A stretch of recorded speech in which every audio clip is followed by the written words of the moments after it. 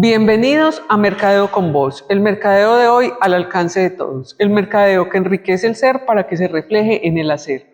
Hoy estaremos con Esteban Uribe, consultor en fiduciaria y con el que estaremos hablando sobre fiduciaria. En un momento entramos en materia, ya regresamos.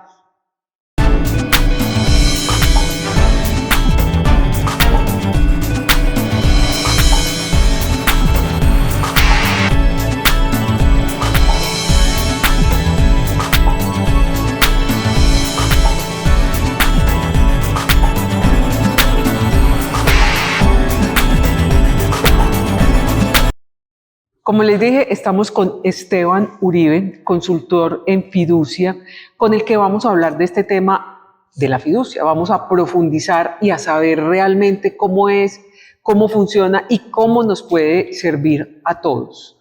Esteban, mil gracias por acompañarnos, por estar aquí en Mercadeo con Voz, hablando de este tema que desconocemos, lo hemos oído en muchas partes, pero no sabemos toda la utilidad que tiene para las personas. Muchísimas gracias por invitarme. Es un placer estar en tu programa. Bueno, Esteban, empecemos por lo sencillo. ¿Qué es una fiduciaria?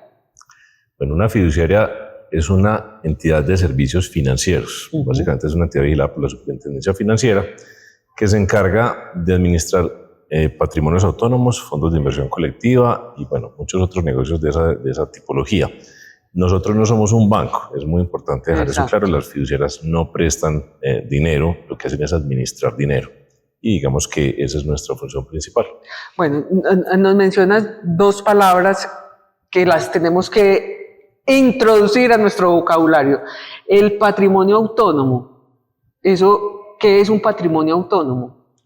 Bueno, es un poquito técnico el tema, pero en un patrimonio autónomo digamos, la definición más simple es que hay transferencia del dominio. Es decir, si yo soy dueño de un inmueble, tengo que hacer una escritura pública para transferir el dominio y el fideicomiso queda dueño de ese inmueble o de ese activo que se le transfiera. A un patrimonio autónomo se le pueden transferir inmuebles, acciones, dinero, digamos que en general activos que se puedan registrar. Eso es básicamente el patrimonio autónomo. Es bueno diferenciarlo contra el encargo fiduciario, porque el encargo fiduciario no tiene transferencia de dominio. Digamos, una de las principales características del patrimonio autónomo es que el activo no es embargable, pero hay que aclarar que se puede embargar el derecho fiduciario. Por eso te digo que era un poquito técnico el tema. Sí, no, pero es para que nos pongamos en contexto y aprendamos realmente que esa es nuestra función, cómo aprender y llevar un tema que es bastante técnico a un lenguaje más sencillo para que esté al alcance de todos y podamos entenderlo y saber aprovecharlo, porque realmente la fiduciaria tiene muchas posibilidades en las que uno puede proteger su patrimonio, proteger sus inversiones. Entonces es importante empezar como a desglosar. De acuerdo. Pero también dijiste otra palabra, fideicomiso. Digamos que es que fideicomiso y patrimonio autónomo son la misma cosa. ¿Es la misma cosa? Exactamente. Buenísimo. A veces a uno le piden un fideicomiso de preventas y ahí es donde deja la diferencia. La preventa se considera ese encargo fiduciario porque ahí no hay transferencia del dominio. En cambio, un patrimonio autónomo o fideicomiso son sinónimos. Entonces, digamos, ¿para qué me puede servir a mí un patrimonio autónomo? Bueno, patrimonio autónomo tiene muchas utilidades. Realmente, inclusive el límite podría ser la imaginación y la norma, ¿cierto? ¿Sí? Exactamente. Pero principalmente se utiliza para proteger, digamos, activos y administrar activos como tal. Si te fijas, pues los proyectos inmobiliarios todos se hacen a través, o muchos se hacen a través del patrimonio autónomo. Eso es un patrimonio autónomo. Exactamente. El lote ingresa al patrimonio autónomo, se blinda para que no vaya a tener posibles embargos, se maneja el recurso. Digamos que tiene muchas otras posibilidades, pero digamos que la fiducia inmobiliaria es un ejemplo. Entonces, digamos, cuando yo compro un apartamento en planos, me dicen consígnele a tal fiduciario. Ahí estoy consignando a un patrimonio autónomo. Sí, pero hay que revisar muy bien qué estás haciendo, y esto es muy importante, inclusive para los compradores de apartamentos.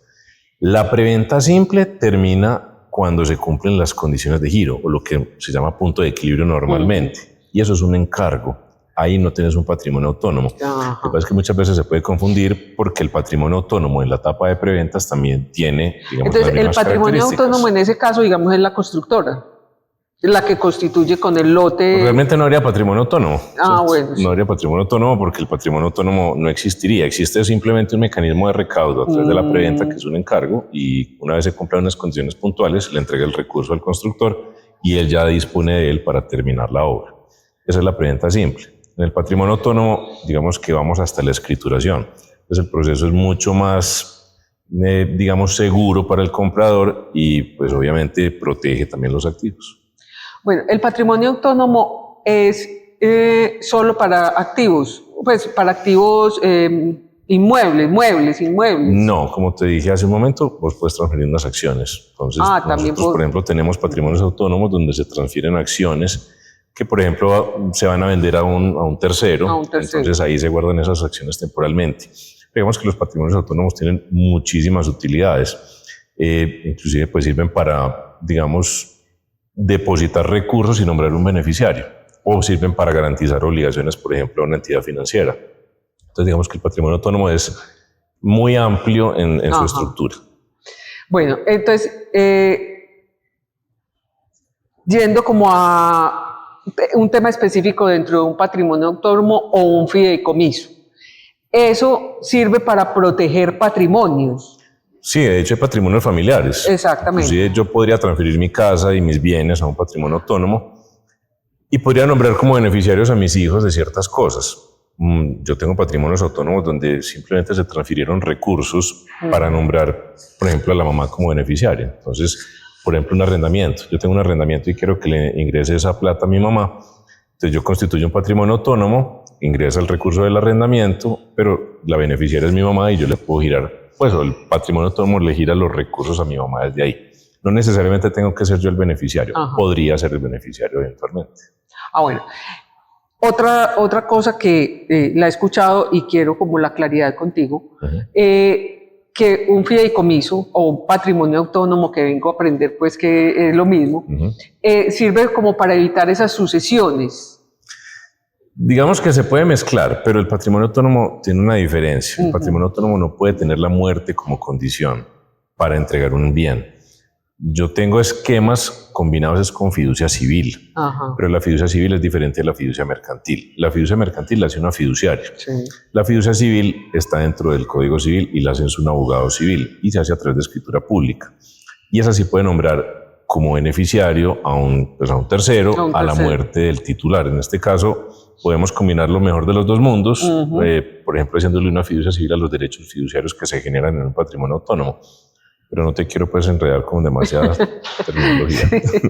Sí, pero es bueno como entrar en esos temas porque son las posibilidades que brinda la fiduciaria. De acuerdo. Entonces es como ver, explorar, porque pues eso es un mundo técnico y eso pues lo manejas tú que tienes una experiencia amplísima en ese tema, pero llegar al común de nosotros, yo no sé mayor cosa de fiduciaria, entonces esos temas con seguridad muchas personas tienen las mismas preguntas, es decir, entonces ¿qué puedo hacer con una fiduciaria? Pero eso me lo responde ahorita después de este corte. Perfecto. Ya regresamos.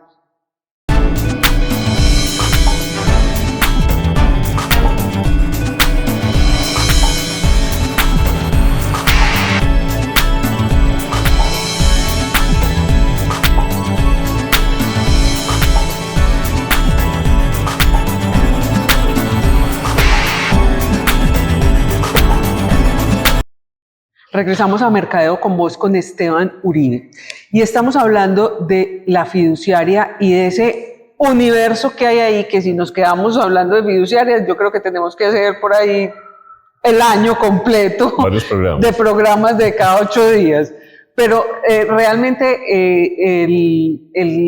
la labor que está haciendo Esteban con nosotros es desmitificando y mostrándonos como un poco de lo que se puede hacer en una fiduciaria. Obviamente pues no vamos a entrar en temas muy técnicos ni muy especializados, pero sí en lo elemental, que es lo que nos sirve a todos día a día. Esteban, ahora mencionabas algo de la fiducia inmobiliaria y esa cómo se puede utilizar en el caso de que a mí me trae algún beneficio que me administren los recursos a través de la fiduciaria inmobiliaria. Sí, la fiducia inmobiliaria digamos que es la más común en este momento entre el público y básicamente es para el desarrollo de proyectos inmobiliarios en general. Entonces se pueden hacer proyectos de vivienda, proyectos hoteleros. Inclusive hay una fiducia para proyectos BIS que tiene beneficio tributario y es que la utilidad es exenta del impuesto de renta. Digamos que el mayor beneficio que se tiene es para darle transparencia al negocio y claridad a la administración del recurso. Entonces, la fiducia tiene 3 fases normalmente, la de preventa, la de construcción y la de escrituración. La de preventa es básicamente mientras va recaudando, no es que se recaude toda la cuota inicial, se va recaudando de los compradores que se van vinculando y una vez se cumplen las condiciones de giro, y es, pues digamos, unas muy básicas, tener licencia, punto de equilibrio, que tengas el lote, cierre financiero y otras pues que no voy a entrar aquí como en detalles, se le entregan los recursos al constructor con los rendimientos que generaron. En ese momento el constructor ya los empieza a utilizar, hay una interventoría que es la que controla que efectivamente se inviertan en el proyecto y una vez digamos que se termina ya el proyecto se le escritura al comprador final. Si eventualmente no se cumplen las condiciones de giro, se le devuelven los recursos al comprador con los rendimientos que generó. Exactamente. Una fiducia inmobiliaria es más segura y tiene uno como cuando uno está invirtiendo, digamos, en una propiedad, apartamento, casa, lo que sea, lote, pues uno ve como un respaldo cuando le hablan de una fiduciaria. Uno dice, pues esto sí es un proyecto serio, no es una estafa, o puede ocurrir que administren mal esos recursos, no la fiduciaria, sino el constructor, y que eso pues me afecte a mí. Sí, digamos que la fiducia hace lo posible para que se administre bien. Entonces la fiduciaria es un administrador que busca disminuir el riesgo, pero no es un seguro, ¿cierto? Hay que dejar eso claro porque eventualmente nos ocurre que, pues, que si el proyecto no se lleva a cabo porque el constructor pues, hizo mal uso de los recursos y finalmente la fiduciaria trata de que se utilicen bien, pues también hay una responsabilidad del constructor. Pero finalmente nosotros tenemos una responsabilidad que es, digamos, la de un buen hombre de negocios. Tenemos que ir más allá y tratar de que ese proyecto sí se lleve a cabo. Pero como te digo, podría ocurrir que no y pues digamos que si no existieran fiduciarias, pensaría yo que podría haber más siniestros pues en el mercado, a pesar de que sí se han presentado algunos. Sí, y ya pues seguridad, pues uno ve que tiene una fiduciaria de respaldo y uno dice, bueno. Te cuento que para qué sirve. Por ejemplo, el lote queda blindado, no se podría embargar el lote. Digamos que se busca tener un control de la cartera, entonces, pues, y digamos del origen del recurso que ingresa también, porque tenemos que vincular a todos los compradores. Básicamente hay un control de lavado de activos para todas las partes, que los recursos sí se inviertan en lo posible en la obra. Para eso hay una interventoría que es la que va pues, enviando un informe mensualmente. Y digamos que tenemos un control mucho más abierto del negocio como tal, que si el constructor pues lo hace solo, digamos que se tiene mucho más riesgo. Se tiene más riesgo. Exactamente. Bueno, dentro de todo lo que tiene una fiduciaria, ¿cómo puedo invertir yo si tengo un capital X? Bueno, voy a una fiduciaria y me van a recomendar ¿qué? Mira, esa parte ya es la de los fondos de inversión colectiva normalmente, que son los encargos fiduciarios. Se tienen, digamos, muchos encargos fiduciarios, mucha tipología de fondos de inversión colectiva. Hay unos a plazo, otros que no son a plazo, unos abiertos, otros cerrados. Ya depende de tu nivel de tolerancia al riesgo. Entonces, pues, el que más se utiliza es la famosa fiducuenta, ¿cierto? Que es donde uno pone una platica y en esa fiducuenta, pues, le renta, digamos que un poco mejor que en una cuenta de ahorros. Y esas fiducuentas también sirven para triangular recursos entre cuentas sin 4 por 1000. Pues digamos que la norma permite hacer eso y eso lo utilizan mucho pues, algunas empresas para hacer ese tipo de movimientos. Entonces uno puede ahorrar en una fiducuenta X y transfiero a mi cuenta en cualquier banco a nombre mío, debe estar a nombre mío también, obviamente. Para no tener el 4 por 1000. Para no tener el 4 por 1000. Por ejemplo, yo tengo cuenta en el banco A y necesito pasar la plata para el banco B. Puedo triangular a través de la fiducuenta y podría, pues, digamos, en ese caso, no tener que pagar un 4 por 1000. Y eso es lo que hacen algunas empresas. Eso es lo que hacen algunas empresas. Exactamente. Lo que pasa es que normalmente todos tenemos una famosa fiducuenta que hay aquí en un banco grande. Y lo que hacemos es que pasamos la plata de la cuenta de esa fiducuenta, la dejamos ahí los fines de semana o los días, si nos renta mejor y después la devolvemos a la cuenta. Sí, es como para tener unos guardaditos ahí, un ahorrito y... Pero todas las fiduciarias tienen fiducuentas. De hecho, hay unas que tienen unas rentabilidades muy interesantes Inclusive hay unos fondos a plazos, digamos que inclusive hasta 5 años, que pueden ofrecer rentabilidades del orden del 20 al 20 y pico % efectivo anual. Lo que pasa es que te toca dejar la plata ahí 5 años sin tocarla, ¿cierto? Pero creo que es una buena inversión. Una buena inversión. Eso, digamos, que uno ve, uno dice, bueno, un CDT, y uno se va como por lo tradicional, pues un CDT está seguro, ahí puedo hacerlo a 1 año, 2 años, 3 años, y me va a dar cierta rentabilidad. Pero entonces, si estoy dispuesta a dejar la plata ahí X tiempo, pues por las rentabilidades más o menos que tú mencionas, pues es mucho mejor buscar una fiduciaria.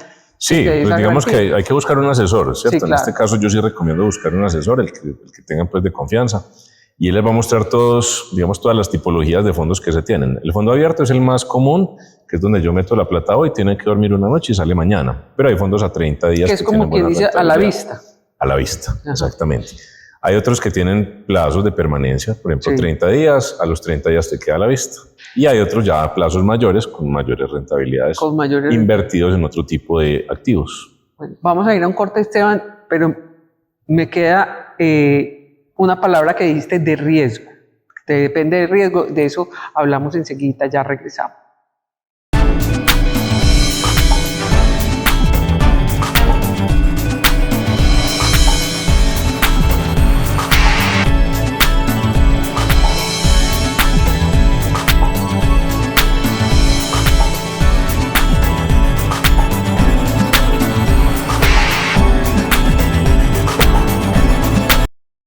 Y regresamos a Mercadeo con Vos, con Esteban Uribe y el tema de fiduciaria.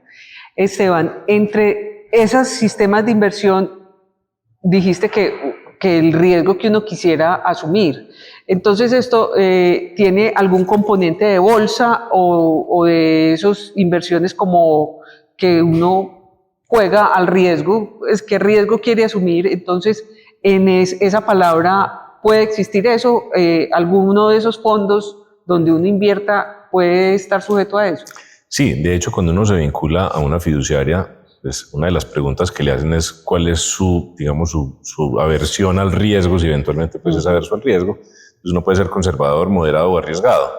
Si yo soy conservador, claramente el asesor me va a decir, invierte en este tipo de fondos que son más conservadores. Esto, digamos que un fondo de inversión colectiva puede invertir en títulos de contenido crediticio, entonces pueden ser CDTs, TES, títulos de deuda pública pues en general y bueno, de cuentas de ahorro, etc. Sí.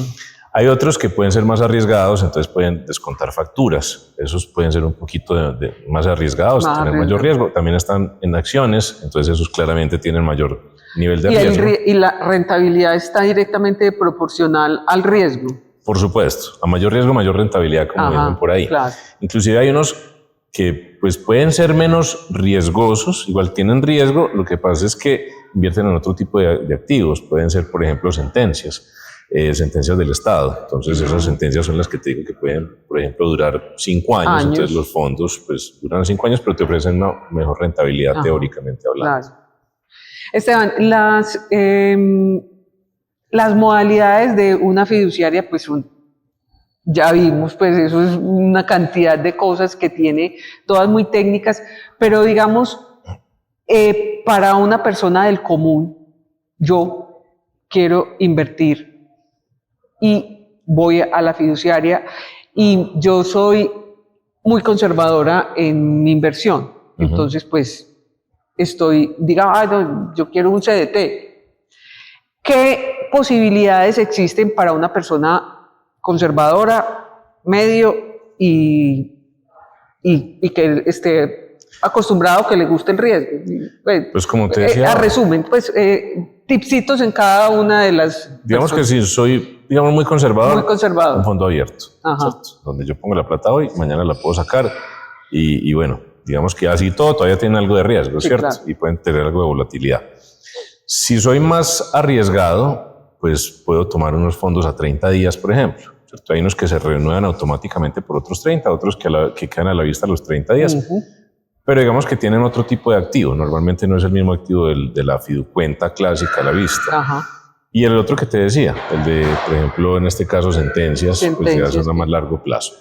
Pero digamos que, sabes que te quería enfocar es como para el común de la gente, no tanto en el tema de inversión, sino que hay fiducias que pueden servir mucho cuando vas a comprar un activo. Digamos que los constructores utilizan mucho la famosa fiducia de parqueo. ¿Y cuál es la fiducia de parqueo? Si yo te voy a comprar un lote, pues digamos que mi mayor riesgo es que te me quites del negocio, o que te pase alguna cosa, pues obviamente, o que yo no te lo pague, ¿cierto? Sí, entonces vos lo transferís a un fideicomiso y en la medida en que yo te pague, vos me vas cediendo a mí derechos fiduciarios progresivamente, pero la fiducia se encarga de tenértelo ahí. Entonces, ni te lo devuelve, ni se lo entrega al constructor, ni se lo entrega, ¿cierto? Solamente, digamos, cuando ya te lo pagaron, se lo entrega al constructor. Entonces, digamos que es una buena manera, porque es que a mí personalmente pues, me daría mucha inseguridad si no me pagan, entregarle el lote al constructor, simplemente con la promesa de que me lo va a pagar. Sí. Pero también tenemos la otra cara de la moneda. Es, vos vas a comprar mi casa. Y yo digo, bueno, si vas a comprar mi casa, ¿dónde está la platica? Entonces, vos no me vas a entregar la plata a mí porque yo no te he escriturado mi casa. Y yo no te voy a escriturar mi casa porque no me has entregado la plata. Entonces, muchas veces, cuando la plata se tiene, pues se deposita en una fiducia y se da la instrucción a la fiduciaria de que una vez yo te escriture y te quede registrada, ellos me dan la plata. Pero yo tengo la certeza de que está en la fiduciaria y, pues digamos, no depende de una instrucción tuya que me paguen a mí. Simplemente la fiducia lo que hace es que valida que efectivamente te quedó registrada y ya me da la plata en ese caso. Es después del registro, pues como de catastro. Sí, digamos que es según cómo negocias con la persona, pero digamos que yo recomendaría es que quede registrada porque pues podrían devolver la escritura eventualmente y ahí entonces pues ya se puede entregar el negocio. Entonces digamos que lo ideal es que esté registrado ya a nombre tuyo y ahí ya me dan a mí el recurso. Ahí es el desembolso ya. Exactamente. Total. Y esas inversiones también se hacen en fondos de inversión. Normalmente sí son a la vista, ¿cierto? A menos que el negocio sea un poquito más largo plazo y se pueda buscar una mejor rentabilidad en un fondo a 30 días, por ejemplo. Bueno, Esteban, pues estas modalidades de fiduciaria pues son bien interesantes y para invertir es una de las maneras como más ideales en las que uno puede invertir. Está más seguro, pues seguro dentro de las posibilidades porque digamos vigilada por la superintendencia, ¿cierto? Entonces la superintendencia pues sí nos pone a nosotros o a los fiduciarios como en general en muchas vueltas, ¿cierto? O sea, digamos que hay muchos controles de riesgo, pero claramente existe un riesgo. Pues yo no te voy a decir que en la época de pandemia los fondos de inversión colectiva se vieron afectados, pero fue muy curioso porque tuvieron una caída muy fuerte al inicio y después tuvieron unas rentabilidades impresionantes mucho más adelante. Entonces eso es una recomendación muy importante. No necesariamente cuando empieza a rentar hacia abajo es bueno sacar la plata, porque entonces estás materializando la pérdida.